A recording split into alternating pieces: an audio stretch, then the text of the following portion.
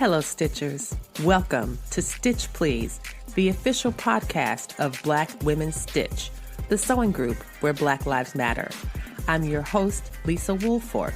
I'm a fourth-generation sewing enthusiast with more than 20 years of sewing experience. I am looking forward to today's conversation, so sit back, relax, and get ready to get your stitch together. Hello, everybody, and welcome to the Stitch Please podcast. I'm your host, Lisa Woolfork, and as I say every week, this is a very special episode. But this one is especially special because this one is about Black Fae Day, and we have two practitioners and community organizers within the Black Fae community with us today. And if you are a Patreon supporter, and why are you not? It's only like $2 a month, and I don't even have any tiers. And y'all know I'm worth way more than $2. If you are a Patreon supporter, you get to see these gorgeous people with these gorgeous looks. Oh my gosh, it is fantastic. So welcome, Kia, Sangria, and Jasmine, LaFleur. I am so delighted to welcome you all to the Stitch Please podcast today. Thank you. Hello. Thank you so much for having us.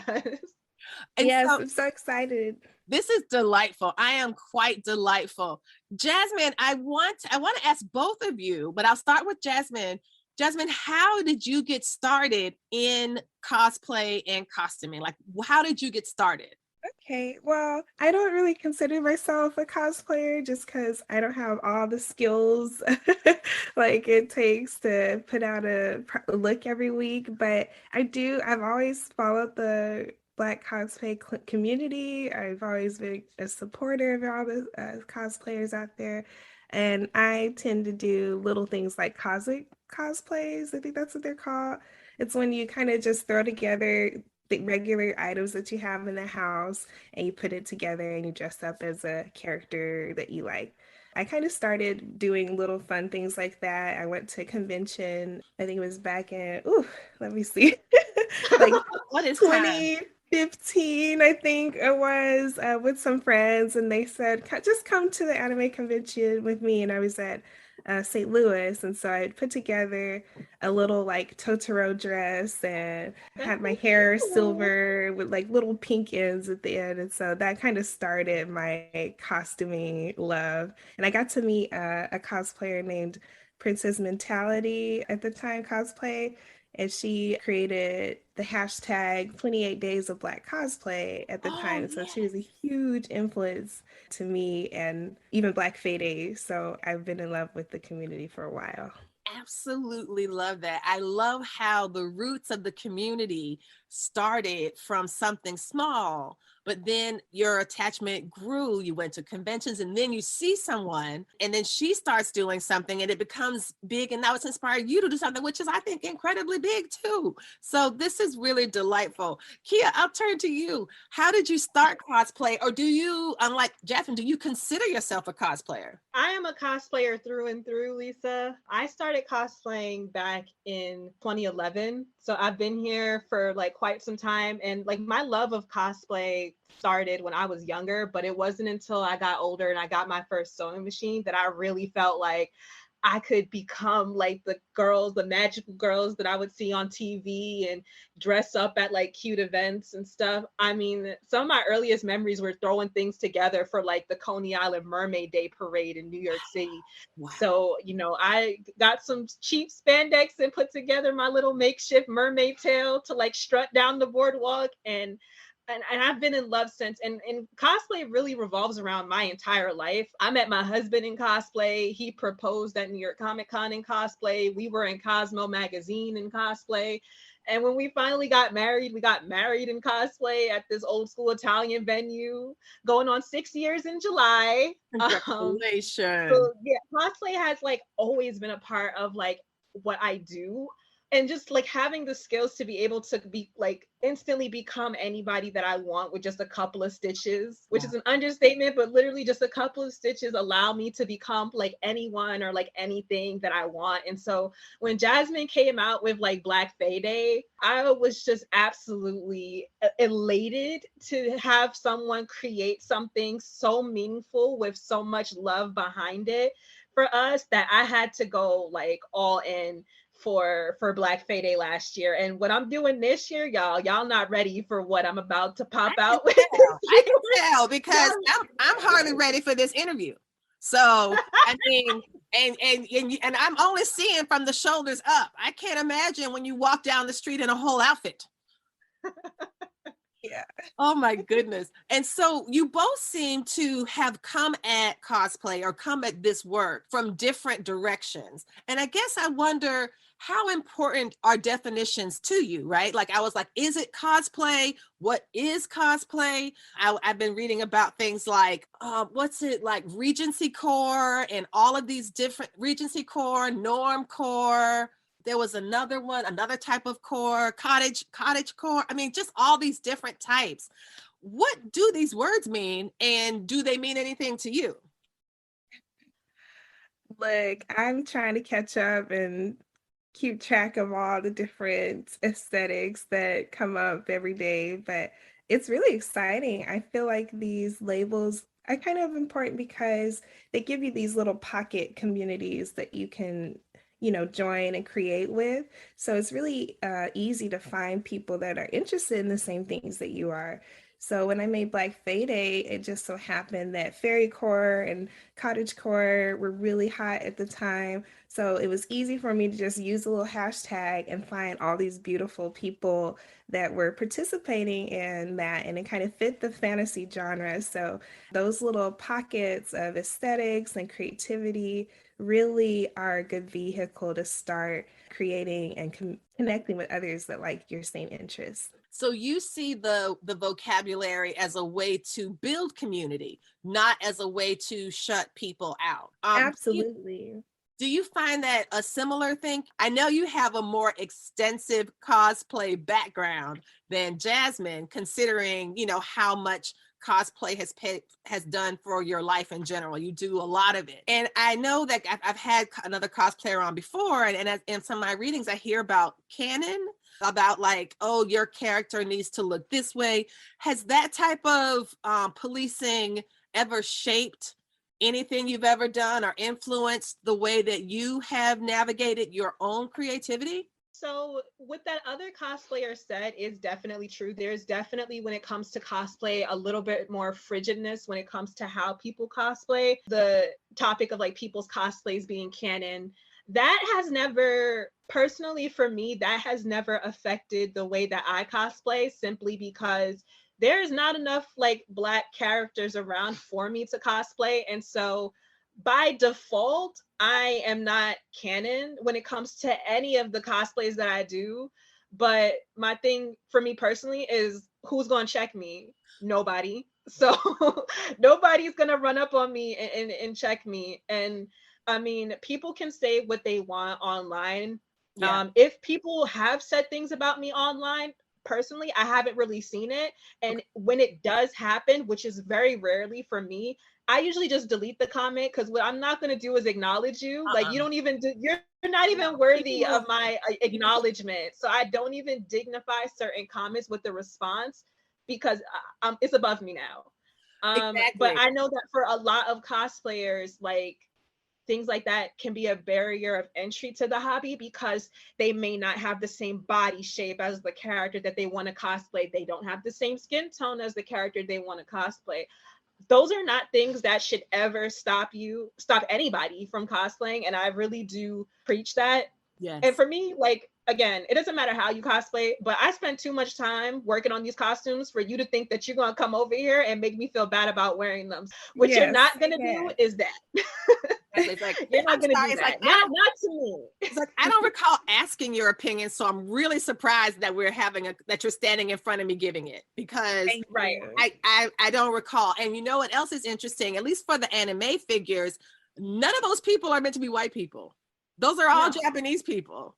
in lots of the different animes, or like the Naruto and even Avatar, right? Like, why do you think you can be Aang? Are you Asian in any way? You are not, but you somehow get to come over and tell a Black girl that she can't be Aang. But no, I mean, kind of honestly. And so I really appreciate the way that you're able to engage this hobby in a way that has given you such joy. And I am a big believer and proponent of Black joy, especially for Black women, but for all Black people in general. And I love seeing it. I absolutely love seeing it. Can you talk about, and I'll go to Kia and then I'll come back to Jasmine. What was the very first cosplay? And you have so many, I'm trying to decide which ones to ask about. Do I ask about the one with your husband? Do I ask about the one when you were in Cosmo? Do I ask about your wedding cosplay? Like, which one? But I think I want to ask about, since you've done all these other things, I think I want to go back to the beginning and ask about what your first one was. Like, what was your first cosplay that you can remember before you started doing it? Was it for the Mermaid Parade at Coney Island? No, it wasn't. No. So my very first costume that I ever like made and like stitched together with my own hands was actually a Cardcaptor Sakura costume. And to make that costume, I actually took a little leotard from my dance class and I like makeshifted it and got like some pink bed sheets to try to attempt to make a nice little bow on the back. I wore that to New York Comic Con 2008. And listen, like the me back then, you couldn't tell her nothing. Like she was just all over the Javits Center. Like little Kia was in there. Okay. No one could tell her anything. No, this is a bed sheet. This is not a bed sheet. This is a bow. This is a long bow. It was a bow. It was a big pink bow. And even though it was like thrown together out of nothing, your girl felt like $1 million. Okay. I was $1 million and no one was going to tell me anything. I love it. I just love it. And also that you could do it in community at the con, you know, like that's what I think is so wonderful.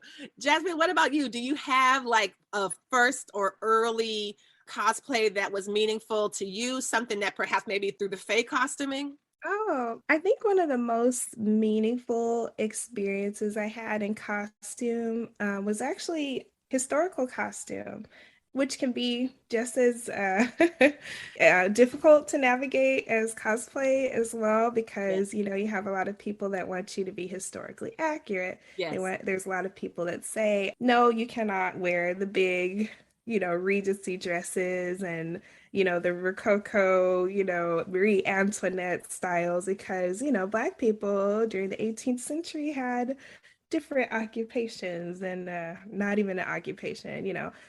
Us out here in the transatlantic, you know, diaspora were slaves. And so they feel like that's the only role you can fit when you're talking about historical. We're not doing that. Guess what? We're not doing that.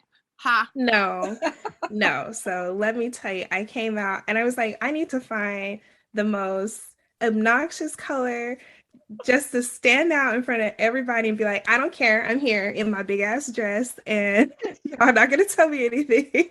But I did a sack gown, an 18th century sack gown with a beautiful group of historical costumers, and they were so welcoming and inviting and helped me every step of the way. I couldn't sew, but I had a starter dress and I did little details, you know, I changed like the lace, or I changed some of the trim. And so I did little parts to make it my own, and it turned out beautiful. And so our group, we had a historical costuming group in St. Louis at the time.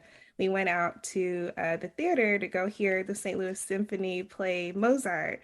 And even the musicians were looking up in our section and like would see us, and they came up after the show. It was like, we're so happy that you came in period attire. It really helped us play and get into the mode. So it was like such a magical experience. And I had other Black people and people of color come up to me and say, I've never seen any of us dressed like this. Like, you look beautiful. And I felt so much pride being able to do that for them. So it was like really spectacular, and probably kind of also was an influence towards what I'm doing today. It's really That's amazing. it's a beautiful story. It's an absolutely beautiful story of creativity and how the energy and the love that went into your creativity honored the creativity of the musicians, who then wanted to honor your creativity by telling you about it, and the way that you were able to kind of spread this whole thing just by going to the symphony. That's really, really powerful. And I think It's really cool. isn't it so cool, Kia? It's so interesting, so cool. And so I guess what I wanted to ask about next was about the spirit of the dress. You know, we know that, you know, that attire and wardrobe can really help to shift a mood, that the way that one's dressed, one's own sense of style announces their place or their philosophy or views in the world. You know, that when someone comes up with a look that they like, you'll know that, oh yeah, that's what they always wear. That's that person's style, you know. But it seems like with cosplay, especially with you know, either it could be historic, it could be comic, it could be something else, but there's something about the spirit of play, you know. And I feel like adults, we don't get enough opportunities to play, to experiment, to pretend, to have joy in sinking ourselves into something we really enjoy and appreciate. Can you talk a bit about, Kia, about like the sense of play and wonder that sometimes you might get from your cosplay or from Faye in particular? You hit the nail on the head where like adults are not allowed to play. I'm 28, going on 29 in July. And that's the reason why cosplay for me is such a big part of me, because personally I feel like, or not I feel like, but there's this expectation that when you get older, like you kind of drop all those things and you just become a rigid adult. And I, for as long as I live, for as long as God continues to have me here, I never want that to ever be me. I feel like we should be instilled with wonder at every point in our life, because everything around us can be wondrous if we make it so. And I get to make it so with the help of like my sewing machines and with cosplay and with Black Fae Day. I mean, Black fairies, you wasn't finding no fictional, even fictional where things are not real. You were not finding fictional books with us in it, with us frolicking in parks and stuff. And this like Black Fae Day gives me a sense of like wonder, because I have no limits. It's whatever I want it to be. And I really want more adults to like tap into that, because I feel like we designate stuff like this for, oh, this is children's play, like only children do this. But I think that if you want to inspire children to enjoy things and enjoy wonder and have a sense of like anything is possible, and that there are no limits, I think that as an adult you got to lead by example. And so personally, when I post like my cosplays and stuff, I do hope that younger people find it, because I want them to know, like, listen, just because you get older doesn't mean that you have to stop. I'm a whole 28 years old and I'm still doing this. So I think we always say adults need to lead by example. Well, I need you to dress up so you can lead by example and show these kids that they can be and do whatever it is that they want. Yes. Because it's not enough. Personally, I don't have any kids, but it wouldn't be enough for me to tell my daughter, like, you can wear that poofy dress, or tell my son, like, you can wear that corset. Like, we gonna do it too. Mommy and daddy gonna show you how to do it, okay? Because it starts with us. So I want stuff like this to be normalized for all of the kids who come like after me. Yes. So I think that's where the joy in it's for me. That's the sense of wonder, is that like we adults are out here doing it. So that only means for like the people that come after us, like well into their 60s, I hope they're still dressing up, because that's what I'm planning to do. Yes. That's what I'm planning to do. And Jasmine, that works right well for what I was going to ask next about Black Fae Day, because what it seems like you're trying to do is to establish an event that will have longevity, that can build a legacy, that is something that can be sustained beyond a season or a matter of years. And so I think that you've worked incredibly hard to build this in the face of some, like, not resistance, but I don't know, hateration, copycatterage. Like, you know, I remember seeing a comment on one post like, I don't know why you want to trademark this. I don't know why, it's just a day. And it's like, why don't you go build something and not trademark it then? If that's what you would like to do, like, why are you going to to try to minimize all the work that you have done and put in it. Can you talk a bit about why you think it important to basically to put marks around, not marks like gatekeeping marks, but something to preserve the integrity of the work you're doing? Yeah, and you said it there. It was to preserve the integrity of what I envisioned for this day. I know that I get thousands of suggestions all the time about how I should do this, how I should do that.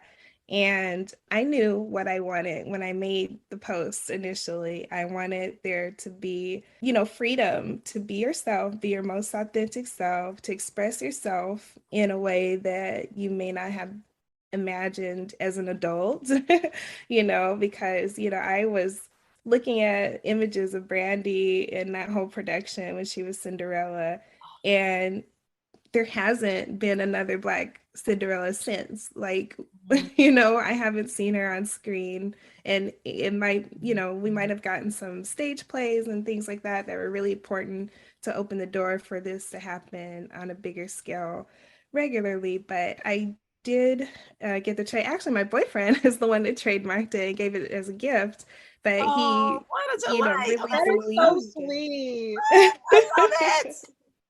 So yeah, that I didn't do that. He actually did it. And he's like, "This is your dream. Like, you've always wanted this for people, and I think that you should take off with it." Yeah. And so I did, and I feel like I have established a culture amongst the people that follow and share, that we're kind, that we're accepting, that we are, yes, Black centric and okay with that, like, because some people feel like, well, we want to participate too. And I love that. I love building community and making bridges to others as well. But I also like to say, well, this space, this one day is ours, and we're going to celebrate. And I appreciate it if you would join us in, centering other creatives that you find, or, learning about our culture a little bit more, because this is how you can participate by. Yeah. And I don't want people to feel scared, if they're not part of the Black community, to ask questions, to be curious about our wonder too, So that's kind of what I wanted to establish. I didn't want this anti-feeling, because we have enough of that going around, and I needed one space that was peaceful, peaceful, educational, kind, free, all those things. Hey friends, hey. What are you doing on Thursday around 3 p.m. or so? You got 30 minutes to hang out with Black Women Stitch? You got 60? If so, come through for 30-minute Thursdays. Thursdays, 3 p.m. Eastern Standard Time. You can chill with Black Women Stitch on Instagram Live, or talk with us through the two-way audio on Clubhouse at 3:30 p.m. Eastern Standard Time. That's Thursdays for 30 minutes. Come hang out, chill, and have fun with us. See you Thursday. I really appreciate that. And I appreciate Black space. And Black Women Stitch is exactly what it is. A white lady contacted me. I think she was a troll, obviously. She's like, "Can white women join your group? I believe in diversity." Then make your group, sis. Yeah, go do that. I didn't even reply. I think I just put it on Instagram and was like, "Look at this foolishness." And they try to throw the diversity word at us and weaponize it to get their way. And it's like, no, I'm not doing that with y'all. Like, I'm not playing that I game. specifically made this space for people like me. And I want you to respect that. So and that's okay. That is, yeah. And I believe that there's a lot of great benefit in having affinity groups where people can feel safe among one another. I think that there's absolutely nothing wrong with that, and everything right about it. What it's reminding me of is of your Facebook group, because I've been a part of that for a while, and it is epic. Every single time I go to look, something exciting is happening. Like, somebody has some incredible photographs of Black male elf with really gorgeous upper body and some tats. Yeah. And I'm just like, I was like, is that a fairy? He's a fairy? That's Fae? What? Okay, get it. Okay, friend, tear it up now. It's just amazing. Kia, do you participate in the Facebook group as well? I do participate in the Facebook group because my realm when it comes to Black Fae Day is making. I'm always in the Facebook group sharing things like tutorials and stuff that I make. Like I think the most recent thing that I shared was probably a corset sewing tutorial that I uploaded to YouTube and then shared in the group, just because like my biggest thing is like creating. So I want to show people how like they can make their own costumes and stuff for Fae Day. So I'm definitely like one for like the costumes and accessories and stuff like that. That's my big thing. That's my big contribution. That's a very big contribution because, you know, not everyone knows how to make a corset. And sometimes you need that step-by-step visual instruction, especially when you feel like you're getting her hand. Oh, I love that. Yes, because sometimes you know that, and I tell people all the time, it is okay not to know something. It is okay not to know something, because if you don't know it, how will you ever learn? You know? Right. So it's really great that you don't know something. And so and now you do. And so as you are moderating the Facebook group, Jasmine, are there certain things you see regularly? Are there certain kind of messages or questions that people have from within the community about, are they concerned with where can I find materials? Are they concerned with, oh, is there a tutorial on how to make this? Are folks trying to model themselves after a certain style of Fae? Is there any like pop culture or music involved that's very inspirational? Or are people just doing it just purely out of their own imaginations? Oh, yeah. There's a lot of curiosity, especially now that the group is getting bigger, where people aren't so familiar with fantasy culture. And so one of the big questions is asked is, what is Fae? Like, what is that? So in our group, the definition that we use is mythical creature. So it doesn't have to just be fairies. It could be dragons. It could be, centaurs. It could be anything.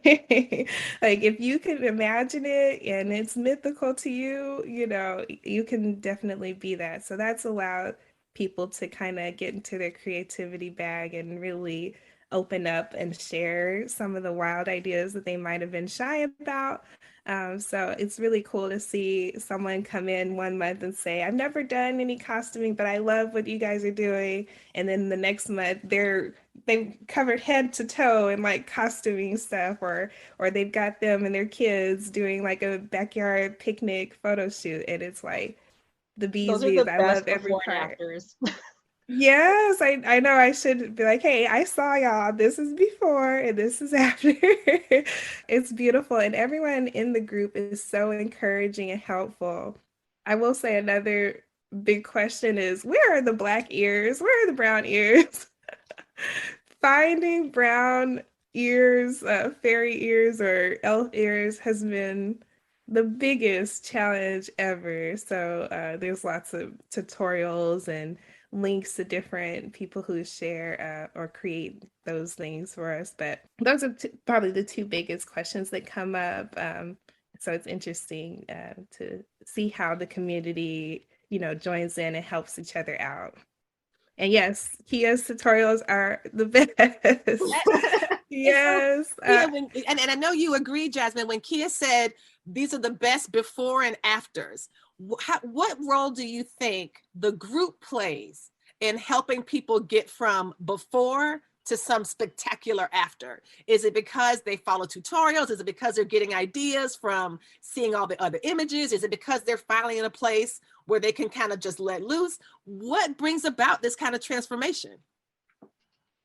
I think that it's because we really have everything everywhere all at once for the Black Fae Day community. I mean, it's very rare that someone I actually say it never happens. It doesn't happen when someone posts like, hey, I need this, and there isn't instantly like people on it that is either giving a tutorial or they're giving a vendor, because in addition to us having a community of group members that like share things, we also have makers that like sell things. So we're able to keep our Black Fairy dollars within our Black Fairy community. Yes. Because we have people that make ears. We have people that make crowns. We have people that make costumes, accessories, makeup, all those things. So we're able to not just share like tips with each other, but we're able to pay each other. Like we have like our own, like it's a market. like almost. It's a community and it's a market. It's a self-sustaining market because we're able to pay each other or barter for different things with each other to get the, ultimately get the look that we want. So if you're a Black Fae or you want to be a Black Fae, if you need it, like the group has got it, because even if someone doesn't have it, we will find you someone that will. And that's like the best thing. There's no like, everyone is open to sharing where they got things. There's no, like, if you ask someone, where'd you get those wings? Like, someone's quick to, oh, I got them on Amazon. I got them on eBay. I bought it from this seller right here. Like, we are very open to sharing these things with each other. So literally the before and after it comes, we fix each other's crown. And this group is how I'll describe it. There, no fairy left behind. Everybody gets their wings. We make sure. I love that so much because it feels so loving, and it feels like you are putting the community before self. And everybody is like doing that, because I have been, for example, in some sewing groups or quilting groups or craft groups, and someone says, oh, that's really cool. Where did you get that? And then the response is, no, I can't tell you because I work really hard to source my materials, and I'm not going to tell you where I got this, and I'm not going to tell you where I got that, because they believe in the scarcity and that they want to hoard it all for themselves. So you all don't hoard resources. The opposite, you all are like giving them out. Here's another one. Yeah, because even if someone had the exact same wings, right, they're not going to look exactly the same. They look different. They look, I mean, last year when I hosted my little fairy picnic, one of my friends who arrived didn't even have wings. I took the wings off my back and was like, here for your photos. And we just both had photos sharing the same pair of wings. Now that's some real friendship, when someone's going to give you the wings off their back. I feel like I'm going to tear up. I wasn't even at the fairy picnic, but now I'm like, I could totally come even though I don't have wings. I bet Kia would let me borrow some wings. But I love that. So let's pivot to talk about Black Fae Day. So this Black Fae Day is it a bit different than before? Do you imagine that this Fae Day is like part of a larger trajectory or a larger pattern? Are there things that are new about this year's event or different about this year's event than previous? It's definitely going to be very different, I feel. But I hope it maintains it was just last year, I don't even have words for how beautiful and touching and magical that experience was. I hope that feeling happens again, because not only was it, fun to dress up and see everyone, but I mean, it was intergenerational. You had grandparents, great grandparents, aunties, uncles, cousins, brothers, sisters, all posting, on that day and showing their families as a magical unit. And I hope that we see a lot more of that. Some ways that it's different is that, I have more people that can spread the news, not just me and my boyfriend, Carlos. It's a miracle that tweet even gained any traction at all. So I always tell people, if you have an idea, really just put it out there and work towards it, because I'm pretty sure there are other people that agree and want to do this with you. You never know. But this year we are having a physical event now that COVID, challenges are being reduced. And so now we get to congregate not only online, but in person. And I think that's really important for community building as well, because I can't wait to see like Kia and others in person and talk about what my sewing machine ate, this week, or because I tell her all the time, I'm terrified. The sewing machine wouldn't cooperate. Yeah, I told Kia, I was messaging her one day. I was like, look, I have a sewing machine. I'm just scared of it. And so, but it would be nice to, be in person, more in-person events. And I think that will help others that participated last year, because it was really, like I said, it was a miracle that it happened because we were during lockdown during that time. Mm-hmm. And so we had these little tiny pocket events that were going around, people at the park, a lot of the outdoors, thank goodness, because hello, it's fairies, like we need the outdoors. But it was actually a great vehicle to make beautiful pictures and create and to frolic. And I love a good frolic. I love a good frolic. It's great. Yes, twerking in the park is the best thing that can happen. Oh my God. Oh, that is awesome. And so this year's event is in Atlanta? Yeah, it's in Yes. actually Riverdale, Georgia, which is like Riverdale. 20 minutes outside of Atlanta. This will be my first time in Georgia, so I'm excited. But it's gonna be there at a venue called Chalet Gardens, which is Black owned. So they're just as excited about Black Fae Day as us when I explained what was going on. Because at first I'm like, okay, I need an indoor and an outdoor venue. Can Right. you help me out? Because I need to fill a pool with mermaids. And they're like, what? Like, what are you talking about? I'm like, yeah. And then I need space because I'm going to have some knights fight. And I want them to have enough room. And they're looking at me like, are you pranking me right now? Or No. no, but once I explained what Black Fae Day was, they became big fans. And so I'm so glad that they're hosting and allowing us to, be magical in their space. That's fantastic. And then I've been told that there are vendors. So you have vendors like from the community. Kia, are you vending? Or are you just, what are you doing? Are you just like, I'm not working. I just want to have fun. I am not a vendor. I'm not a seller when it comes to like sewing and costumes. Like I'm not a seller in any means. I provide free tutorials That's very to the community because like that's what like plenty. last year's Fae Day thing for me is that the costume that I made for Black Fae Day was actually in partnership with Fabric Wholesale Direct, so that you could go to their blog and you could learn how I made my Fae Day costume and what fabrics you can use.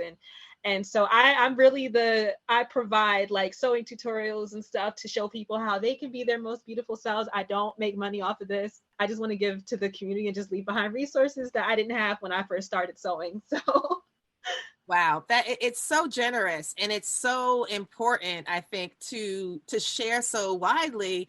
And what I'm excited about, in addition to knights fighting, is that by having the marketplace right there at Black Fae Day, it kind of builds in resources for people to extend their imagination for future events, so I just think that's just so wonderful. That's just so wonderful.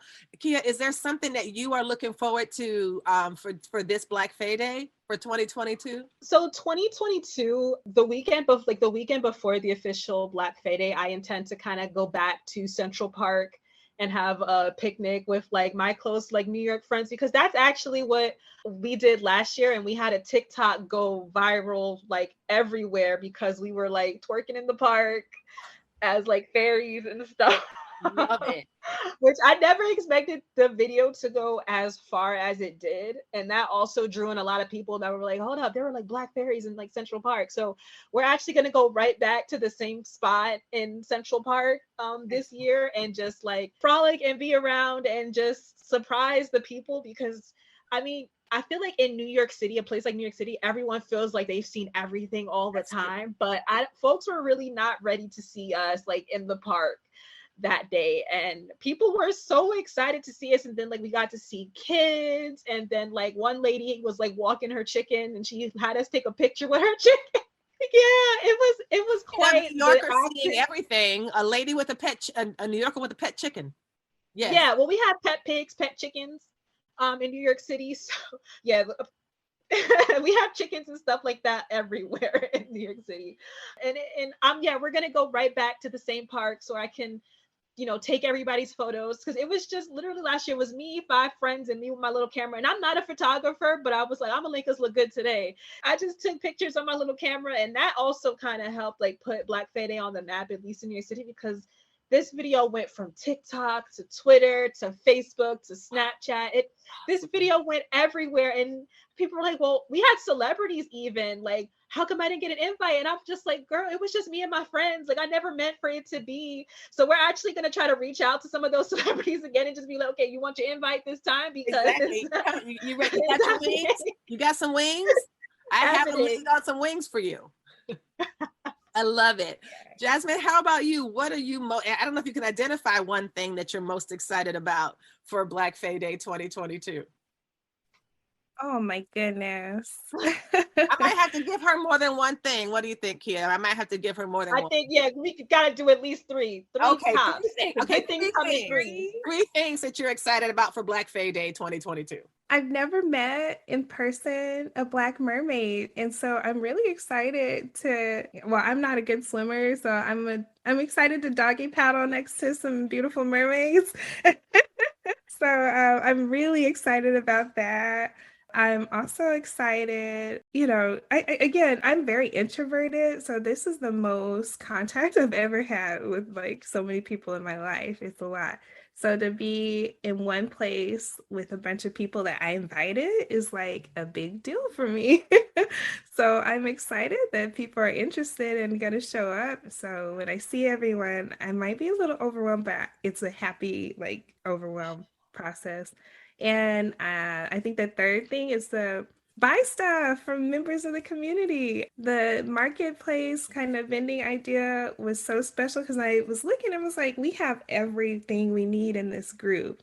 Yes. And so, the decorations is sourced from the group, the photographer is sourced from the group, the vendors, different entertainers are sourced from the group. All of this production is 100% from members of our community. If you support it, you really are supporting people who believe in Black fantasy, people who live Black fantasy every day, and people whose small businesses are trying to take off like mine. So I'm really excited about that.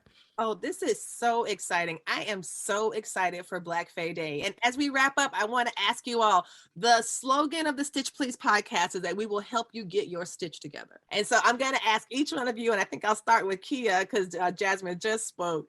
If I asked you what advice, I am going to ask you, what advice would you give someone to help them get their stitch together? I would say just start. And when I say that, I mean literally get a little needle, get some thread, and get a bed sheet. Okay, because that's what I started. I started with a bed sheet. Just start. There is no perfect timing. The perfect time is like right now. It was actually 2 seconds ago. So you need to start like right now. Love it. I love it. That's beautiful encouragement. Thank you for that. Jasmine, how about you? What would you say to someone to help them get their stitch together? I was thinking the same thing as Kia, so I have to rethink a new one. But another one is really believe in yourself and champion your own ideas. Like, be your best advocate for yourself. So get started, yes, but also say, I'm doing this. I'm good at this. Give yourself some positive affirmations because your voice matters, your ideas matter. And it's okay. Like, it's really okay. And there are going to be people out there that appreciate that you did that for yourself. I love it. That is wonderful advice. And on that note, I will ask you both, Kia, where can we find you on the socials? Where can folks follow you and learn more about what you're doing? So you can follow me on Instagram at Kia Sangria NY, and you can also visit me at the same name on YouTube where I post cosplay sewing tutorials. Excellent. And how about you, Jasmine? Where can folks find you and find out all the deets about Black Fae Day this year? Yes, we mostly post on IG, so follow Black Fae Day Official on Instagram. Facebook is a big one, and you can join our Facebook group communities, which is a lot of fun and very helpful. We have a Twitter, we have a YouTube, we have a Twitch that we're launching as well.